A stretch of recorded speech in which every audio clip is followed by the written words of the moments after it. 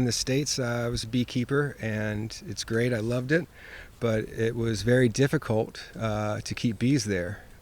Down here, I think as soon as I got down here, I was walking around in a neighborhood, and within 10 houses, I'd say, I knew where 2 or 3 beehives were, and it's about pretty consistent. If I were to walk down a neighborhood and ask, 10 houses in a row, they'd know where some bees were, either in the way, in somebody's way, or off into the woods.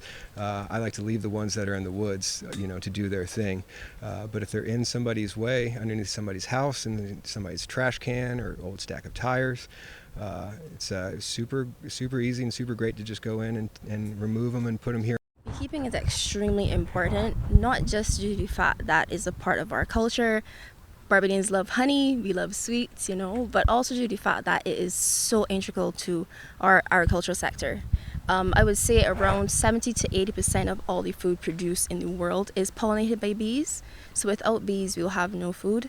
And due to the fact that Barbados has a food security issue, we import around 80 to 90% of all the food that we consume here. Bees are very vital to our survival. Especially this chemical, which is called the neonicotinoids.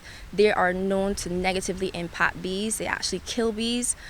Other variations of that chemical disorient them as well, so they can't find their way back to the hive, and this creates something we call bee drift, where they go into another hive and contaminate that hive as well. So it's a continuous negative impact, and it grows across the island. As we know, Barbados is extremely small. We also have issues with wind drift as well. So say, for example, you have one farmer who is organic or trying to be organic. A neighboring farmer who is maybe upwind from him is spraying, and that goes directly onto his crops.